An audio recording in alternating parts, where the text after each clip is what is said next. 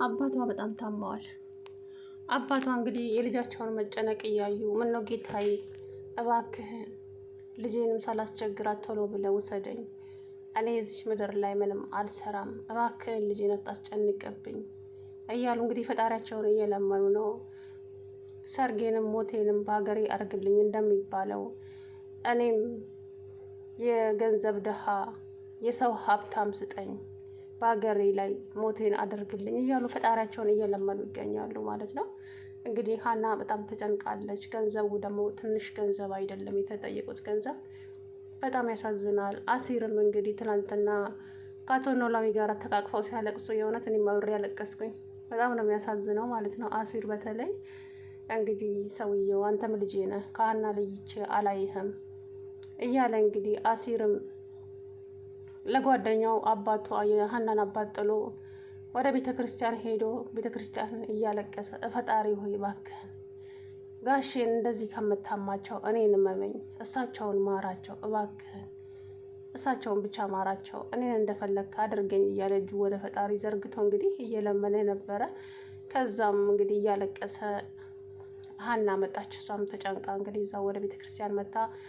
አብረው ቁጭ ብለው ምነው አሲር ምን ትሰራለህ በዚህ ሰዓት እንዴ? አንቺስ ምን ትሰሪያለሽ ሲላት እኔማ ስለጨነቀኝ ነው ወደዚህ የመጣሁት አለች ማለት ነው። እኔም ጨንቆኝ ነው እዚህ የመጣሁት ሀንዬ።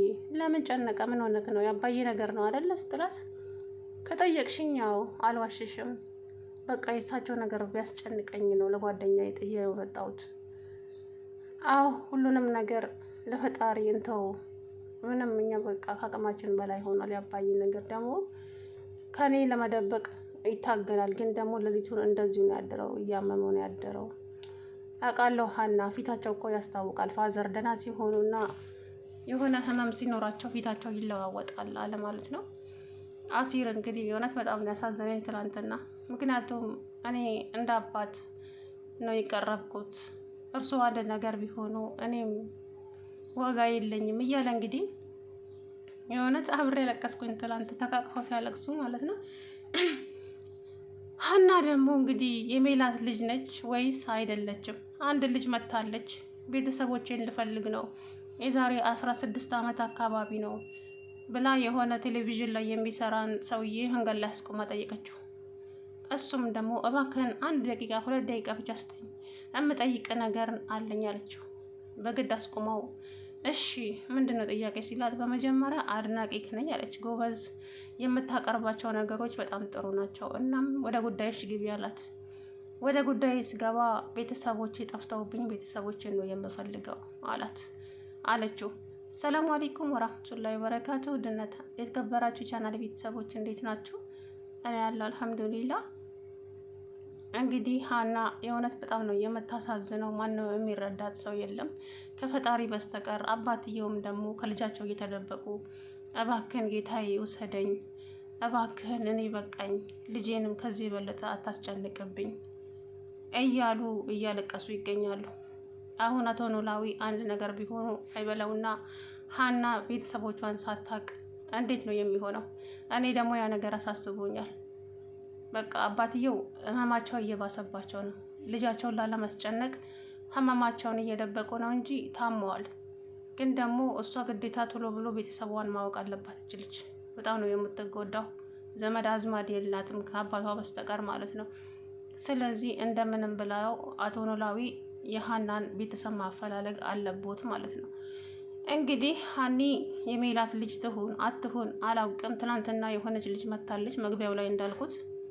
እንግዲህ ትናንትና እያወራች ነበረ ማለት ነው። የሆነ ሰውዬ አስቁማ ቤተሰቦቼ ከዛሬ 16 ዓመታት በፊት ነው የጠፉብኝና እነሱን ለመፈለግ ነው። ታሪኩ ረጅም ነው፣ ብዙዎቹ እንደዚህ ይላሉ ምናምን፣ ጥሩ አጋጣሚ ነው አላት ማለት ነው ሰውየው። እና መረጃ ካለሽ ሙሉ መረጃው ካለሽ አቅጣጫው አካባቢው ምኑ ካለሽ ይቻላል አላት። አለኝ እሱ እንኳን አያሳስብም አለች። ነይ በቃ እየሄድን እናወራለን፣ መኪና ውስጥ ግቢ ብሎ ይዟት ሄደ። ሀንዬ የአባቷ ነገር በጣም አስጨንቋታል። የተጠየቀችው ገንዘብ ከ3000 እስከ 400 ብር ነው። እንግዲህ ከ300 እስከ 400 ብር፣ ይህ ሁሉ ገንዘብ ደግሞ አንዲት ሰው ቤት ሰርታ ከየት ታመጣዋለች? ከዚህ በፊት ወይዘሮ ሜላት 100 ብር አስገብታላት ነበረ።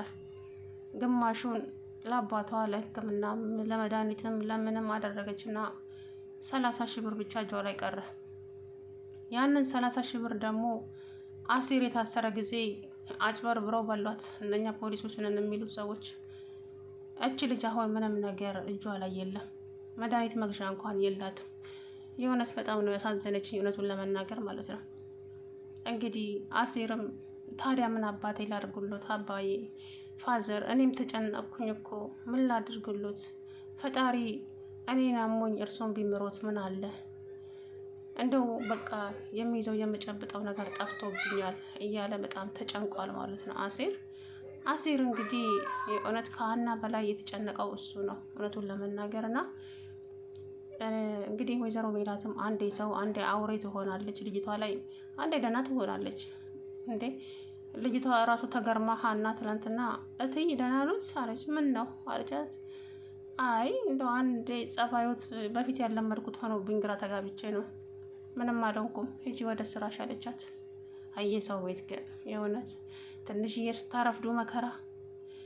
ብቻ ከባድ ነው ህይወት፣ ከባድ ነው። ሀና ደግሞ በጣም ከብዷታል፣ ማልቀስ ነው ስራዋ። ኤልያስም እንግዲህ ለሀና አባት መታከሚያ ብሎ ነበረ ወደ ደሴ የተመለሰው። ነገር ግን እንግዲህ ነገሮች ባላሰባቸው ነገር ነው የሚሄዱት። ምክንያቱም እሱ የሚያስበው አልተሳካለትም መሰለኝ። ትላንት ደውላ እንግዲህ ኤልያስ አባዬን እያመመው ነው፣ እኔም ግራ ገብቶኛል፣ እሱ ወደ ሀገር እንመለስ ይለኛል፣ እኔ ደግሞ አይሆንም ብየዋለሁ፣ ገንዘቡም አልተገኘም፣ ምን ላድርግ እያለች ተጨነቀች ማለት ነው። ኤልያስም እስኪ ወደ ጸበል ውሰዳቸው፣ ምናልባት ጸበል ይሞክሩ። እንዴ ጸበልማ ይኖርንበት አይደለም ወይ? ጸበል እኮ እስከ ዛሬም ሲጸበል ነበረ፣ ግን ምንም የተሻለውና ለውጥ ያገኘበት ነገር እንትን አላለም። ግዴታ መታከም አለበት አባትየው። በሽታው ሀናም አታውቅም። እኔ በሽታቸው ምን እንደሆነ ለልጃቸውም አልነገሯትም። ብቻ እንዳትጨነቅ ነው መሰለኝ። ሀና ታሳዝናለች በእውነቱ ማለት ነው። ሀና የሜላት ልጅ ብትሆን ደስ ይለኛል። እቺ አዲስ የመጣችዋ ልጅ ግን አላውቅም። እንግዲህ ሜላት ጋር ፎቶ አለ፣ ያው ዴኔን አለ። በነገራችን ላይ አሁን ላይ ዴኔን ስላለ ሀና ነች የምትሆነው ብዬ አስባለሁ የሜላት ልጅ። ምክንያቱም እንግዲህ እቺ ልጅ ምንም ያንን ፎቶ አትመስልም ሳያዩት። ወይዘሮ ሜላት ጋር ያለው ፎቶ እና እቺ ልጅ አመሳስሉት። ትመሳሰላለች አትመሳሰልም? እና በነገራችን ላይ የልጅነት ፎቶና አሁን ያለንበት አንድ አይደለም። ሀና ብትሆን ደስ ይለኛል። ምክንያቱም ሀና አባቷ የሆነ ነገር ከሆነ በጣም ትጎዳለች። ዘመድ የለ፣ ወደ ማን ትጠጋለች? ጎበስ የእውነት በጣም ነው የምታሳዝነው። እና ሀና አባትየው ቶሎ ብለው ቤተሰቧን መፈለግ አለባቸው።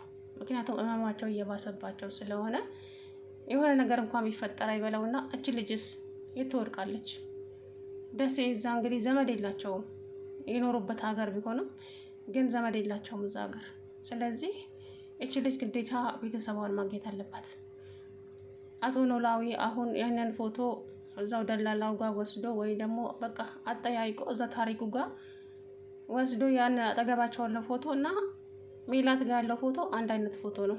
በነገራችን ላይ ኖላዊ ጋር ያለው ፎቶና ሜላት ጋር ያለው ፎቶ አንድ አይነት ነው። ስለዚህ ሀና ነች የሜላት ልጅ።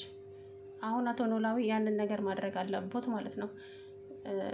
ፈጣሪ አይታወቅም ማለት ምን የሚያወጣው ነገር ስለማይታወቅ እች ልጅ ቶሎ ብላ ቤተሰቧን ማግኘት አለባት። መሰቃየትም የለባት። አቶ ኖላዊ እንግዲህ እውነት እናትና ልጅን አገናኝቶ እውነት ሕክምናቸውን እራሱ ትሸፍንላቸዋለች ብዬ አስባለሁ ወይዘሮ ሜላት። እርግጠኛ ነኝ ደግሞ እንደምታደርገው። ሀና እውነት የሜላት ልጅ ብትሆን ፈጣሪ እስቲ ያስባችሁታል? አቶ ኖላዊን ከህመማቸው ይድናሉ። ምክንያቱም መታከሚያ ከዚህ በፊትም 100 ሺህ ብር ሰጥታለች። አሁን ጭራሽ የባሰ ትሰጣቸዋለች ማለት ነው። ብቻ ሀና ነገር በጣም ነው የሚያሳዝነው። ሀንዬ የኔ ቆንጆ እንግዲህ ፈጣሪ ይርዳሽ፣ ምልሽ ነገር የለም። በልጅነቷ ተሰቃየች። በእውነት በጣም ነው የምታሳዝነው። ጭብጥ ኩርምት አለች አባቷን ለማሳከም። እናትም አባትም ሆኖ ለዛውም ያልወለደ ሰው ዛሬ የገዛ ልጁን እንኳን እየደፈረ ባለበት ዘመን ላይ ያልወለደ ሰው እንደዚህ ተንከባክቦ ሲያሳድግ በእውነት ግርም ነው የሚለኝ። እኔ ሰው የገዛ ልጁን ይደፍር የለ እንዴ? አሁን ላይ ማለት ነው ኢትዮጵያ ውስጥ እየሆነ ያለው።